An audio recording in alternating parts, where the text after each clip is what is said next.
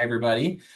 My name is Jesse Petefort. I'm the Deputy Director of Sierra Club's Clean Transportation for All campaign. I use he, him pronouns. I'm based in Seattle, Washington. It is my honor to be moderating the panel today. I'm really excited for you all to hear from everyone. Just to set the table a little bit. So at Sierra Club, we see Week Without Driving as a really powerful tool to help expose the gaps in our transportation system and push for change to make something better. It's one thing to talk about the need for transit equity, but it's totally another thing to actually go for a week without driving and experience what that means in real life. Long walks on dangerous roads or not being able to reach basic destinations are all, and that lived experience is what builds empathy and urgency and momentum for action to create something better. So for Sierra Club, this connects directly to our mission, which is to explore, enjoy, and protect the planet. The protect part of that is pretty self-explanatory, I think. It means it just reminds us that how we move and who gets to move affects the climate, it affects public health.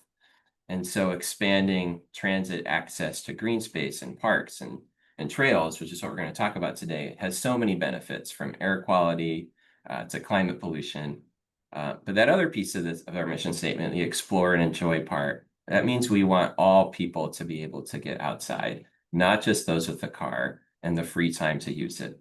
So we really believe access to parks and green spaces and trails shouldn't be a privilege. It should be both a fundamental part of how a functioning transit network works, especially for communities that have historically been cut off from those opportunities. And, when you think about destinations and green spaces and beautiful parks, that shouldn't be something that only people who drive can enjoy. So that's why we're here and that's why we're working on it. I want to introduce our panelists. Jerry, Kathy, Joshua, Roberto, Robmo. I'm going to kick it over to you for an icebreaker question here shortly. So each of these panelists has an advocacy role at Sierra Club, and they're really bringing these values to life. Values around connecting transit advocacy with outdoor access and equity and environmental justice. So I'm really excited for you to hear from each of them. So Jerry, I think I saw you join. I'm going to kick it over to you first. So just introduce yourself and then pass it over to one of your co-panelists. And then what I want you to do is tell us about yourself, what you do, and then here's the prompt. Share a moment when you realized how hard it was to access nature without driving.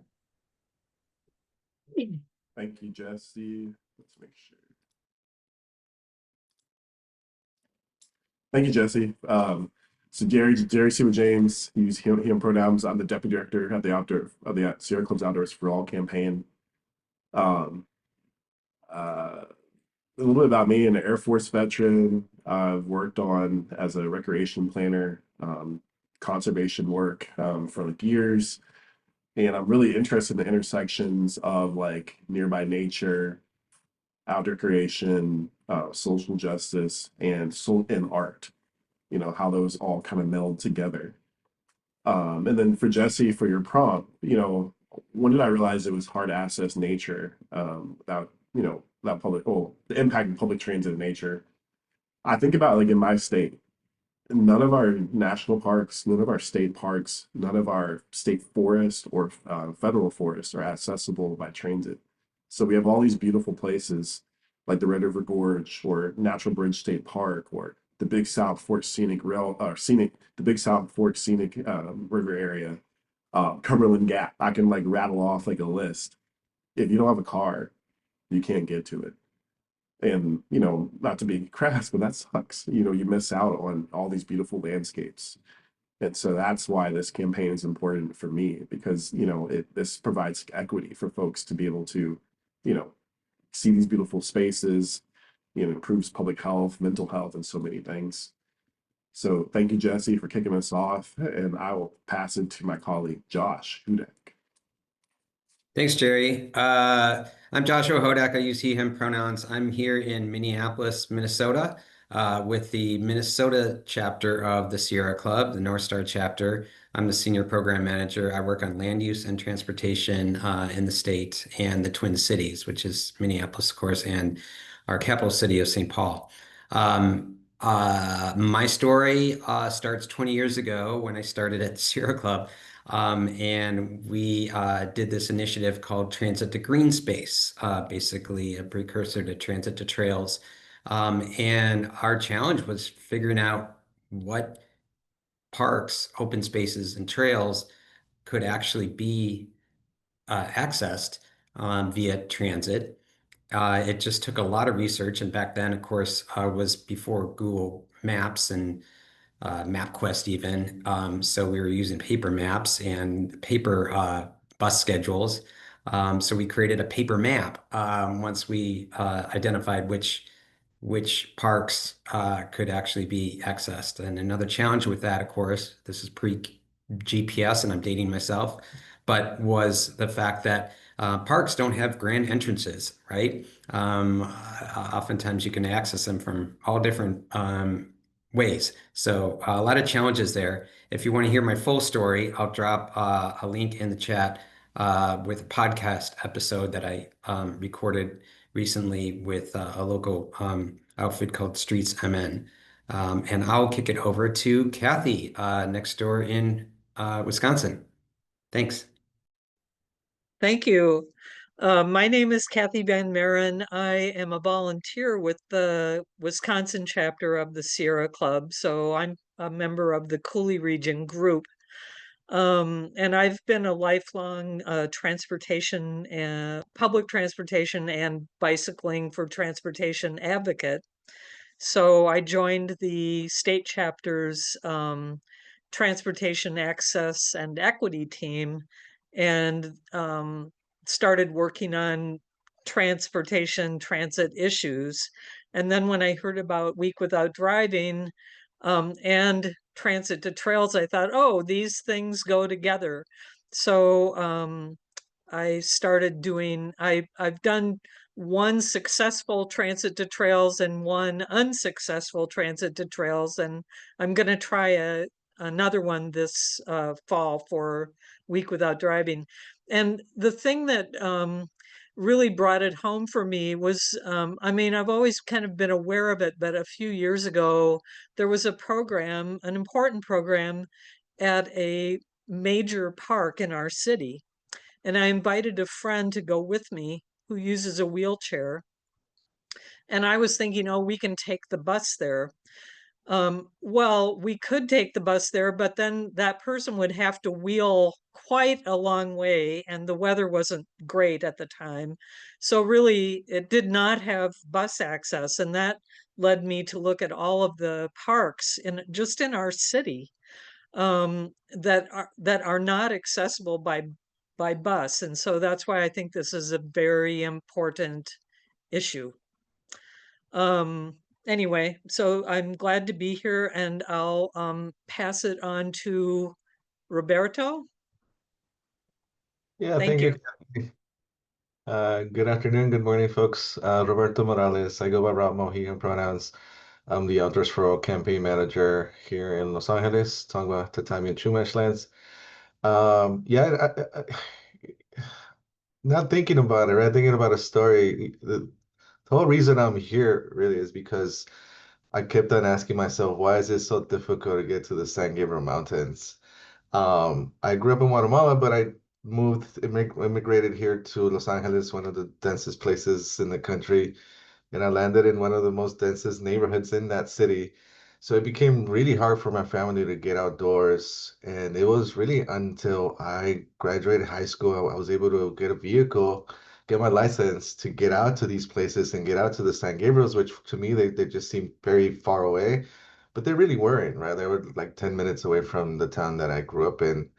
And also with the youth program that I was a coordinator of, right? I wanted to get kids into the San Gabriels, and it was really difficult, right? And it was through my own personal challenge of finding out where to go and how to go.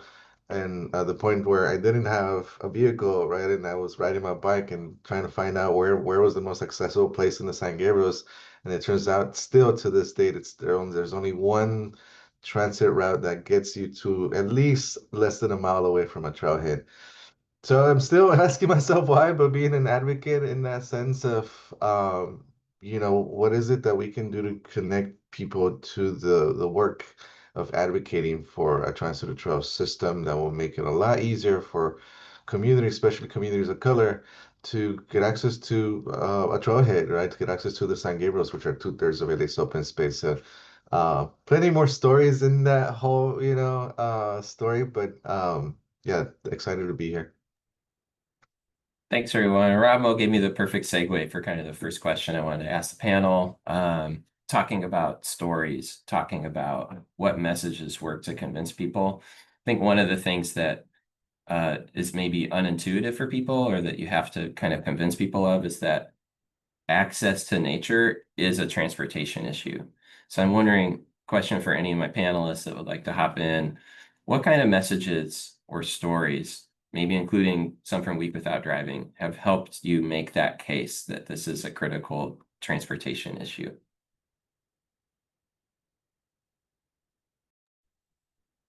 I could jump in. As I already mentioned, our Transit to Green Space program that we launched decades ago came about because we learned that the Metropolitan Council, our MPO, our Metropolitan Planning Organization, that does two things. One is it does planning for and somewhat managing our regional park system in the metro region, but it also is our main transit provider, Metro Transit. And so they did some research on barriers for BIPOC and low wealth families, and found that one of the main barriers for these families to be visiting regional parks, which are like the green gems of the Twin Cities, is access. And so we started, we launched a program to dig into that. Why isn't the regional transit service providing service to the regional parks, and just documenting what is available and what's not. So that's kind of what was the impetus for so long ago. And to this day, we're still trying to get different entities to be talking to each other and providing better service, even down to like signage level. Hey, you could take the bus here, or just providing better service, especially on weekends, because as we all know, transit is really geared for maximizing ridership during the week to get people to jobs mainly.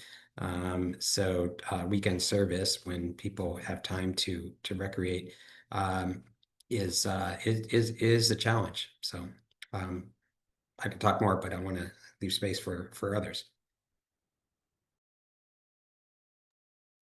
I would say, from a very grassroots level, the stories that really work to at least bring awareness to staff and electeds are the stories that individuals tell. Like my friend I mentioned before called her council member and said, "Why can't I get to this meeting on the bus?" Our park department has programs that occur. We are where I live, where we have the Mississippi River on one side, and we have bluffs or small hills about 500 or so feet on the other side. And our park department regularly has programs on top of the bluff. There are trails up there, and there's no bus service there. So we try and get people who are non-drivers to call when they do this and say, "Hey, we can't go to this event unless we get somebody to give us a ride." So I would say the personal stories of people affected by lack of transit, to planning, and engineering and the staff that decide where these things are going to happen, and to the elected officials really have impact. Thanks. Yeah, if I could add to that, Kathy, it was for us working with the Nature for All Coalition, which has been really the lead on the Transit of Trails work, but the early mapping and the grassroots organizing of this was really going into San Gabriel's and asking folks where they came from, how they got there, what zip code they came from, right? And understanding that a lot of these folks had taken a long trip, more than an hour, in a vehicle from the downtown South LA area. And as we mapped this, we looked at how many um, buses were going in that route and how many of them were actually going as close as possible to the San Gabriel. So not many of them were. Also looking at the feasibility, right? What would it look like to have transportation, to have a shuttle or a small route change? So doing a little bit of that work for the transportation agency. But then in that, we figure out that a lot of the folks that were going into the San Gabriels were coming from a specific congressional district. And so reaching out to the congressional rep there and letting them know this is what we're finding out, which would be interested in looking at introducing legislation for transit of trails, educating that congressional rep on the issue and the need for this. And yeah, no, Jimmy Gomez is the lead on the congressional side for the transit of trails bill.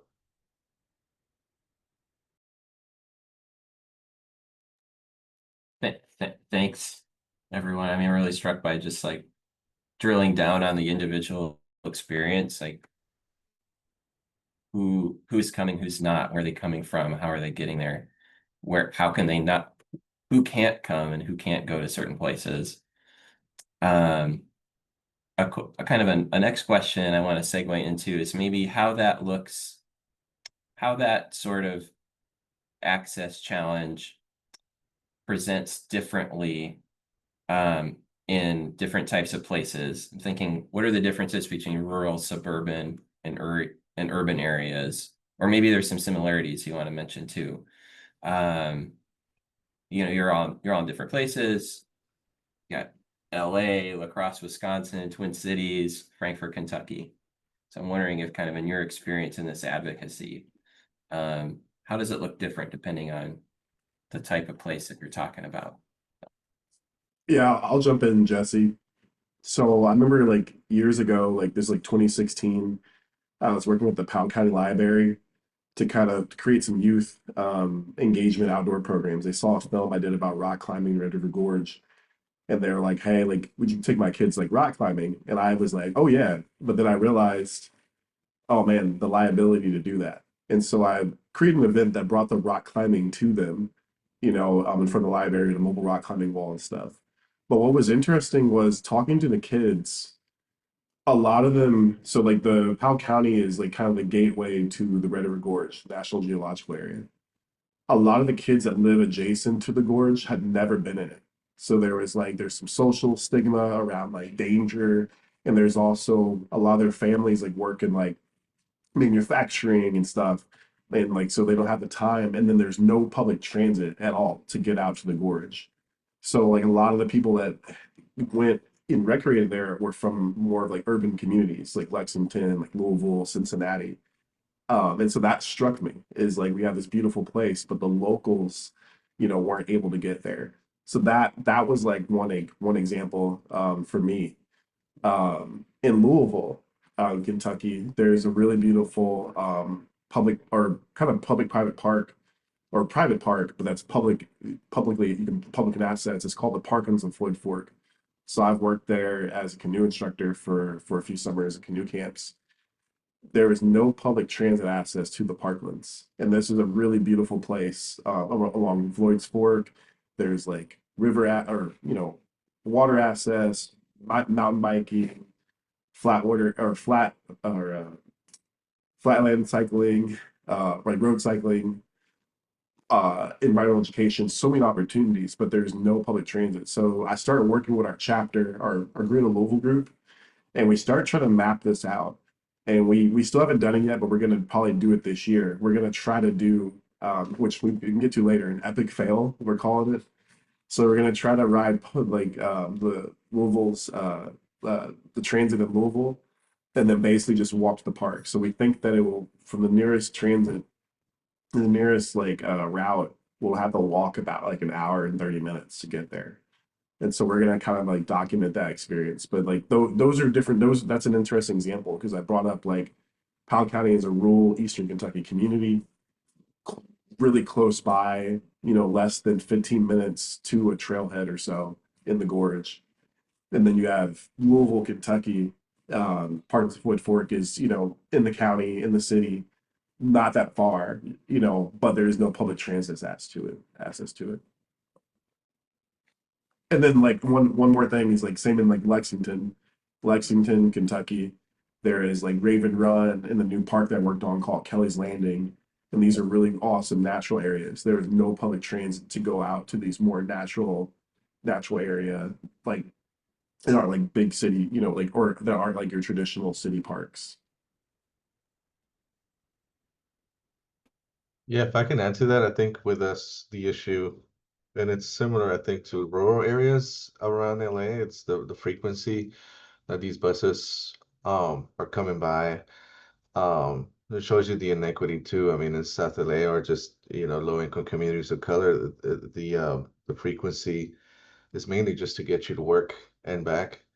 So weekends, for example, right, there should be more of these like buses specifically to routes to a park, right, or to recreate, right, or just enjoy your weekend. But we often find that those buses don't come as often, right, like once an hour.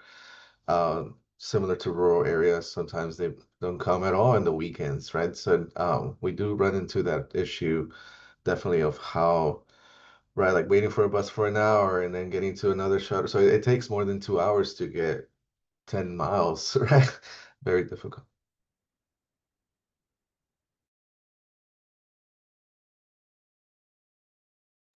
Yeah, not everyone can do that, right? Can physically walk that extra 2 miles or can sit there standing at a bus, waiting for a bus for an hour or two, which kind of leads me to kind of the next point we wanted to hit on, which was around partnerships, but specifically focused on access and accessibility for everyone. So kind of in each of your advocacy works, or whoever wants to jump in, like in each of your advocacy, what types of partnerships have helped you really move the needle on those issues of access and accessibility?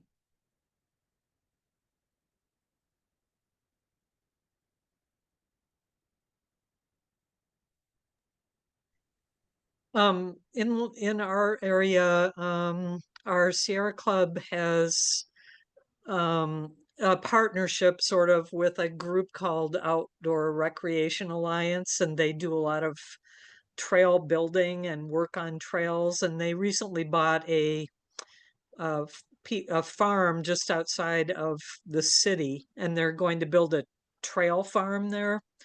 Um, and we've been talking to them. We've been trying to get bus service to that area for a long time. And so we're hoping that having that alliance with Aura Trails will help us push for better bus service in that vicinity because they're very interested in lessening their impact on climate problems, reducing the amount of cars that have to drive out there. So that's one partnership that I have high hopes for because a lot of those people are quite well connected in our community and may have access to ears that we don't have.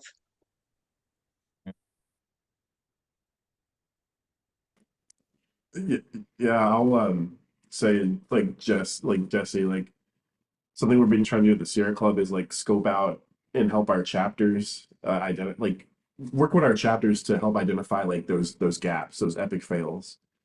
Um and use it as an organizing opportunity, to help develop the advocacy campaigns for, or coalitions to build a route. So I'll pass to my colleague Rob Moe, who, has done a lot of organizing around like the Mount Wilson Express. And Rob Moe, if you want to share, like I think it'd be a great example of like the, answering this question. Yeah, and it's part of the work that we've done to also create a national monument for the San Gabriels, right, to protect it. So the intersection, when it came to how healthy, right, access to nature is for our communities and the need to protect it. And that's something that we needed to do here a little differently when it came to conservation, right? But one of the main things that we did when it came to the mapping and the grassroots activism of it was really look at communities and what their needs were. And there were a lot of health organizations that were really interested in our work. They understood, the health of the communities also depends on how accessible open space is and how connected to nature people are, right? So that was one of the main ones, partnering with health organizations that understood really how important the access were and connecting them to the work of also protecting the San Gabriels. Faith-based organizations were really strategic in our work too. Yeah, and again, I think they understood, how important nature was to their spiritual health, emotional health, right, physical health. And they also understood how important it was to protect these resources for their community. But when the barrier, right, like the difficulty in accessing it, and for us was really addressing that that issue.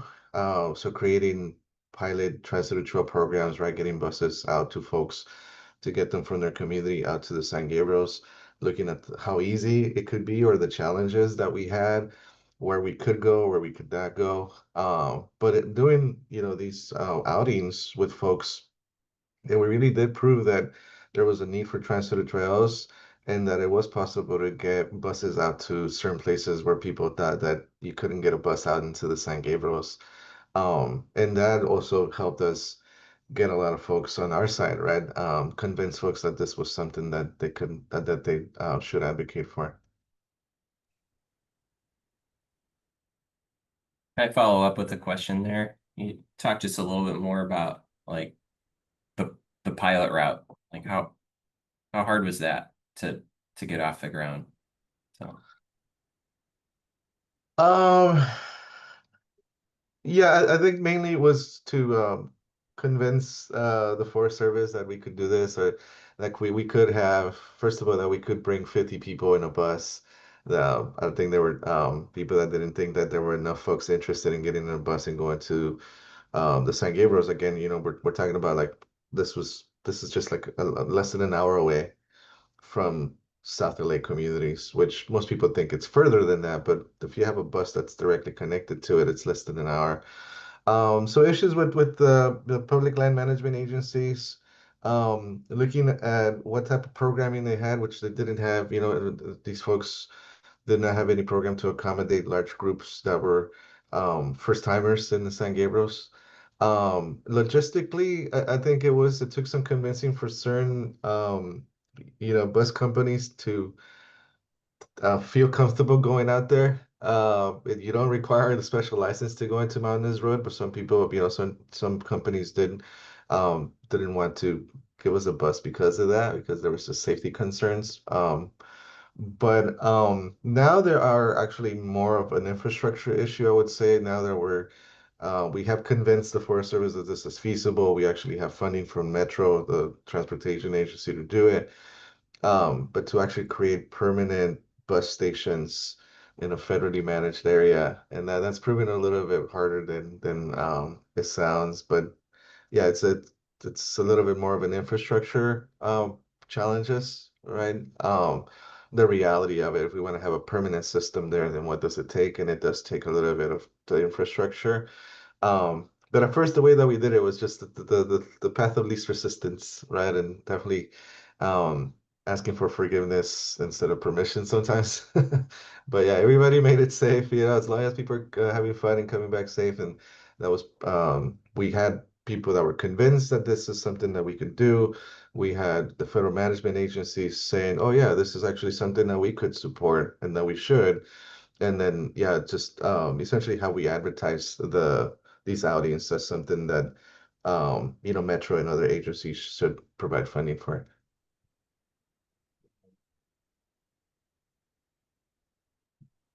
well, thanks for getting into that. Um, I'm thinking about kind of the next pivot is about outreach, and I bet we have a ton of organizers on the webinar today. And all the stories that we're sharing kind of involved, organizing and outreach tactics. So I'm wondering if you could kind of drill down, any of my panelists want to jump in, what outreach tactics, either online or offline, have you found the most effective in raising awareness and motivating action on transit to trails, thinking about things that other Week Without Driving organizers can use in their work? I have one, Jesse, and it's I need y'all's help. Because we kind of it kind of took a backseat because a lot of this year has been really tumultuous, a lot of changes at the federal level. But we have this Epic Trails, Epic Fails story map that we worked to launch this like last year, but we're gonna revamp it, and I think Ruth has shared in the chat. But that's what the tool that I would like for y'all to help us with. The goal is to document where really epic trails, where are those really amazing connections to nature, things um, like in the chat, it was mentioned in Oregon's Columbia area transit. So places like that where there's really awesome connection to nature. I'm thinking like I go skiing a lot. If you go to like Summit County, Eagle County, there's really awesome transit connections to the ski areas and trailheads. But then the other side of the map is epic fails. Where does it really suck? Where are those gaps? And so we have this story map that Heather, who's one of our analyst team, made. The goal is like for y'all, and we need y'all's help, is to submit those epic trails and epic fails. And then we can see these dots, happening all around the country, and it gives us leverage, to Congress, to our local electeds, to, businesses, to our fellow citizens to be like, hey, like this is an issue. This is where, the gaps are. So again, I'm just going to plug that story map. We're going to spend some time updating it, revamping it, but just love for like y'all as a community to help us with the epic trails and epic fail story map.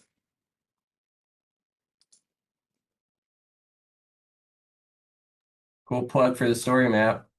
Yeah, absolutely. Folks should get in there. Anybody else have any kind of specific tactics that they've found really work? So I'll just jump in with,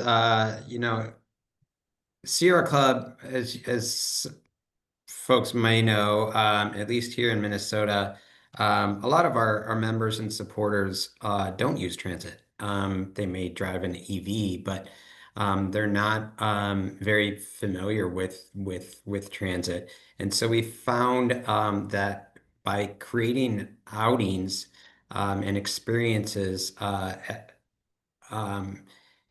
accessing parks via transit is a very low barrier way to introduce people to hopping on a bus, or actually in Minneapolis and St. Paul, a train, a light rail train, to get to green space. And you can do it in the winter and go snowshoeing, or as we demonstrated last winter, cross-country skiing at the site of the World Cup cross-country ski championships that Minneapolis hosted.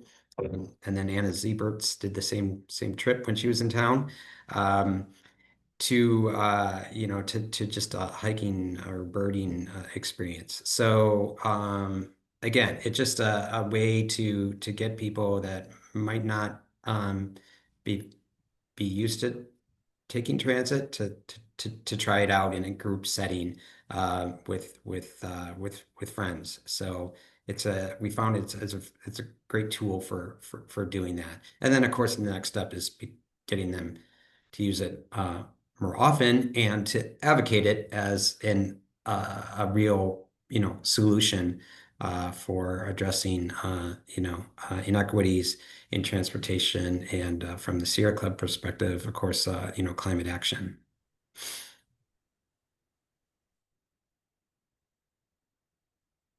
as somebody who comes from a place of zero budgets for anything, probably our tactics are things that everybody else has thought of, but they're all free. And as Joshua mentioned, getting the message to people who don't normally use transit is an issue. And so, as much as possible, we try and connect with, as others have mentioned, local faith groups, and service groups, disability rights groups in our area, and just go talk to them at a meeting, in a class, in a webinar or some online program they do.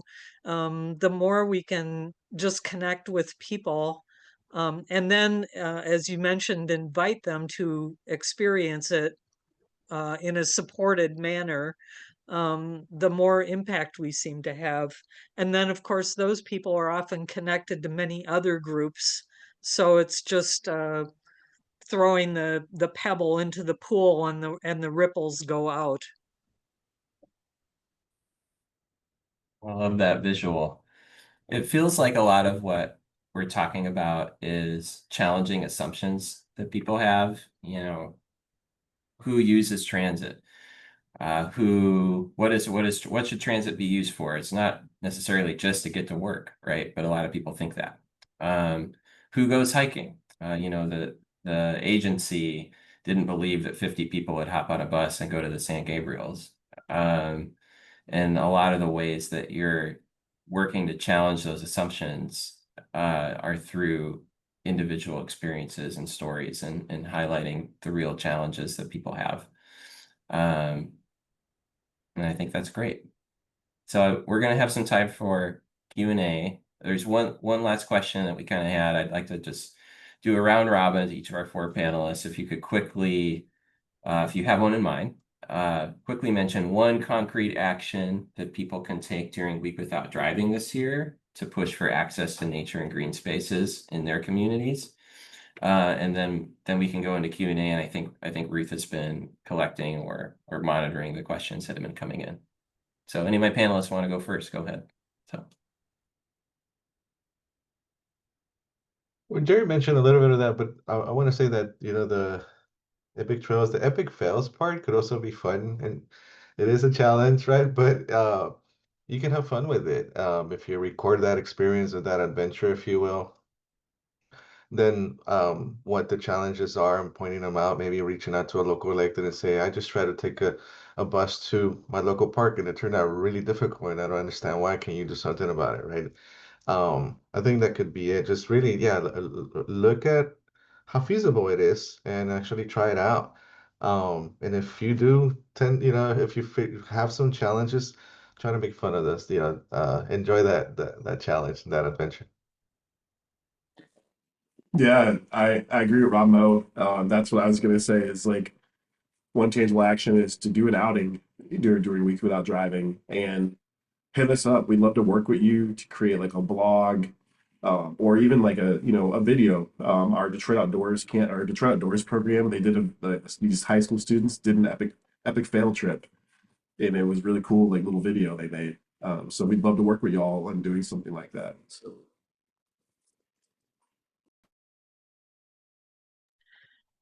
In La Crosse, we ask people to take or do the Week Without Driving experience. But if they can't do that, we do a Week Without Driving bingo, with squares like, ride your bike to the library, or take the bus to work, or whatever. So people can do it in little bites. But based on today's program, I think we're going to add a couple of squares that say, find a local green space that you can't get to without driving, or something like that, to bring those challenges more into people's minds.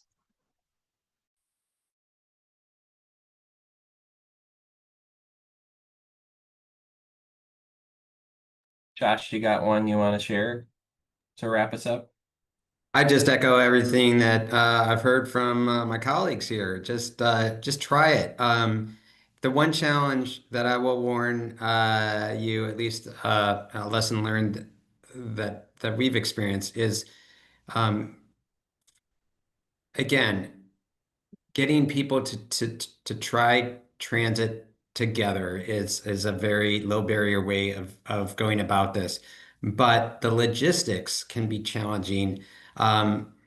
To get people to like get on a bus all at the same station or stop, or along the same route, so they can kind of meet up can be a little bit challenging because unless you're working with like a local community center or library or school, or church group, to get people that are geographically all in one spot to then get on transit together. So just thinking through all that can be a challenge, and I just want to put that out there.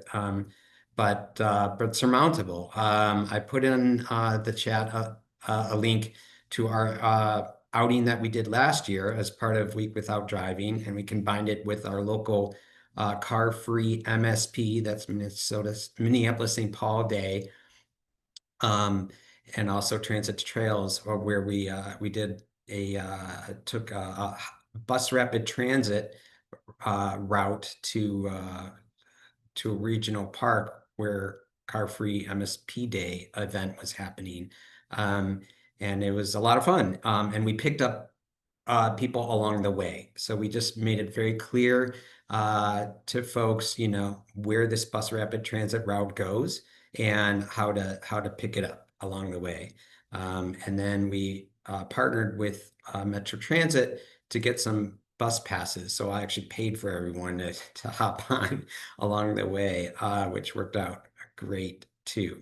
So just want to share that story.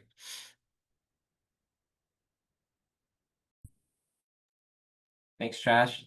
Thanks to our panel. That's all the prepared questions that we had. Thanks, Ruth, for organizing this and inviting us to talk. And I think we're really happy to take some audience Q&A if there are any questions. Yeah, there are. Thank you guys so much. This was super helpful. And I think as a person who did not get to enjoy the outdoors very much, as a young person, because my family just didn't have that access, I think we're doing a great service to younger generations to be doing this kind of work. Wondering, somebody posted, does the Sierra Club use the ADA in your communications to promote transit to trails? And I think this is open to all the panelists who may be familiar.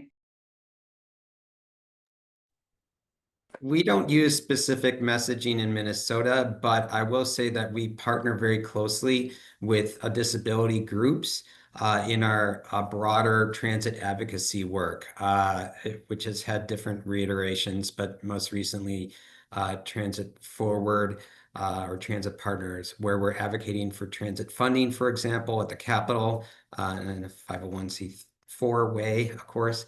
So partnering with disability groups has been a way that we work closely to improve service and more specifically improve funding, which we were successful at in 2023, getting a sales tax for transit.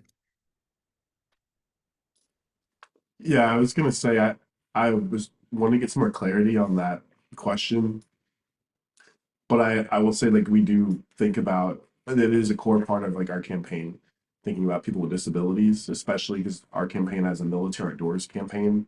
A lot of veterans, are living with disabilities, and so that is very important to us, and especially with that, like Rob Moe talked about, that walkability, or rollability, it's hard to roll uphill an hour. So we do think about it, and it is a core part of the campaign, core part of how we approach our work. And I know Rebecca Downing, you're the one that asked. If you want to clarify in the chat, let us know. Also, somebody asked, or Eric asked, what role do panelists see something like Children's Outdoor Bill of Rights playing in advocating for equitable access to natural spaces? I didn't know what this was specifically, so I looked it up. It looks like it's something from Minnesota, which is amazing, and also kind of reminds me of what the youth in Hawaii recently did, where they have been advocating for climate solutions and like basically fighting for the government to address the climate crisis. And they won that lawsuit. And so now Hawaii's government has to actually respond to it. So, and I know that wasn't asked to me, but it reminded me of it. And I'll share some details in the chat as well. But if any of the panelists have any comments or ideas about it as well.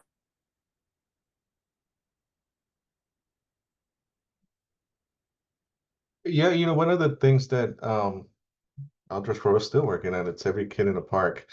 And Every Kid in a Park started as an initiative, gosh, more than 10 years ago, but it allowed some funding to go to national parks, public land management agencies to provide free outings to fourth graders. But that also came with a pass that would allow not only the kids, but the whole family to get into a national park or public land for free, as long as the kids were in fourth grade. And that turned out really well for us to connect the parents to the work of accessibility issues, right? And how challenging or how easy it could be to get into a national park. And now you have the ability to do it through a pass, but there's still obviously the transportation issues, right? So, connecting kids through Every Kid in the Park also allowed us to start connecting parents and looking at it as a family thing to advocate for more accessibility to our public lands.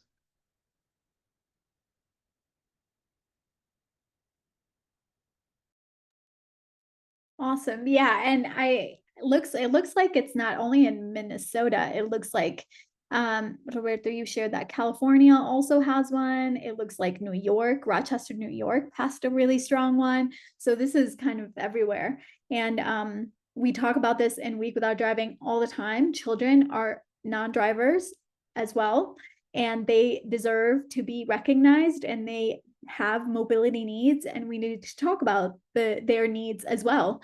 And so this is also a great way to connect how it affects children who are a huge part of the non-driving group. And then somebody asked us a question, our last question along these lines. For Sierra Club in general, do you work with Safe Routes to School National Coalition? They also have a Safe Routes to Parks. Yes, oh, sorry, Josh. We were one of the first states in Minnesota was one of the first states to pass a statewide Safe Routes to School program. So yes, we're very closely aligned with that initiative. And I will say also that related but not unrelated, Sierra Club has a robust outreach program called Inspiring Connections Outdoors, where we partner with youth service organizations and get their kids outside. And that's all volunteer led. And what we found was one of the biggest barriers for getting youth outside is transportation. Renting a van is really expensive if an organization doesn't already own one. So we started figuring out ways to get groups of youth to parks and outdoor spaces using public transit. So marrying our ICO program with the Transit to Trails initiative is something else that we've been kind of working on, related but unrelated to the question. But I just wanted to mention that initiative. Yeah, I would say, Josh, great plug for ICO. Yeah, I was gonna say, like, we do work with them. We have a coalition that Sierra Club helped co-found called the Outdoors Alliance for Kids. And so Safe Routes to Schools National Partnership is a member. and we do like advocate with them, and we do hill days and silent letters, and yeah, all the things. So it is very, that program is really important to us. Like we love, we yeah, my manager, my boss, like has been involved with that program for years, Jackie Ellsfield. So for sure. Awesome. Well, if nobody else has questions, we'll wrap up. But this was amazing. I have compiled so many resources for this, which is great because last year during the Week Without Driving end of year survey, we had people talk about trying to get to hikes during Week Without Driving and having a really hard time. And so this was something important to talk about, and I'm glad that we partnered with Sierra Club to talk about this, and we'll definitely be sharing all those resources. I also want to share and make sure that people know that Sierra Club does have an action alert for Transit to Trails. I'll put the link in the chat right now. But Jesse, do you want to just close us off, or Jerry telling us about the Transit to Trails Act? Yeah, really fast. So Transit Trail Act would provide federal funding, fund transit trail projects all across the country. So it'd be like a grant program to like municipalities, states, etc. We've been trying to work it for years, and it's working to get it reintroduced in this Congress as part of surface transportation reauthorization. Don't know if it's going to move, but it's hard to try.